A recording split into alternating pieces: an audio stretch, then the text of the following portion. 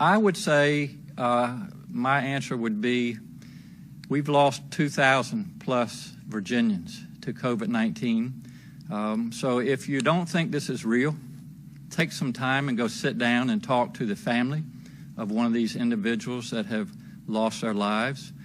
We have healthcare providers, for example, who are working around the clock in our emergency rooms, in our ICUs, who are covered up in PPE from the time they get to work until the time they leave.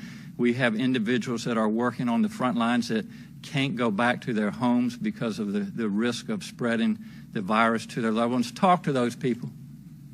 Talk to them and listen to their story, and then see if you think this is real or not. So one of the things that I've always said as a doctor is that we need to listen, and we do. And so if there are individuals out there that don't believe that this is a problem, then just listen to some of these individuals that have lost loved ones. Listen to individuals that have been on a ventilator in the ICU and that have recovered.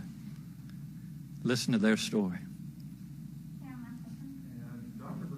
Mentioned recommending a mask mandate for any time you're outside in the public. Is what she was recommending different from what is currently in effect in Virginia? It's something you're considering, and also talking about encouraging mask wearing for people in multi-generational households. It's a great question, Cam, and it's certainly something I've thought about a lot and we've discussed a lot. And the question is about when do we need to have a mask on?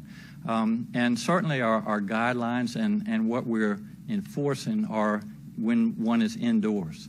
But, you know, it's all about changing people's behaviors and realizing that this virus is here to stay for a while. And so what I have done personally, and I can't certainly speak for everybody else, but it's kind of like putting your shoes and your socks on and your shirt before you walk out of the house. When you walk out of the house, put a mask on.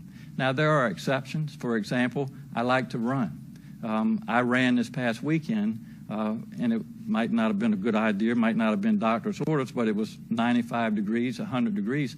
Well, I was outdoors running, and I didn't have a mask on. When I got back in the car, when I got back, again, stopped running, and then I put it back on. So I think we have to use some common sense as we move forward. But as a general rule, I would say get used to wearing a mask. We know that it protects others, and others wearing masks protects us, and it's just the right thing to do. And until we put this COVID-19 behind us, I think that has to be part of our daily routine.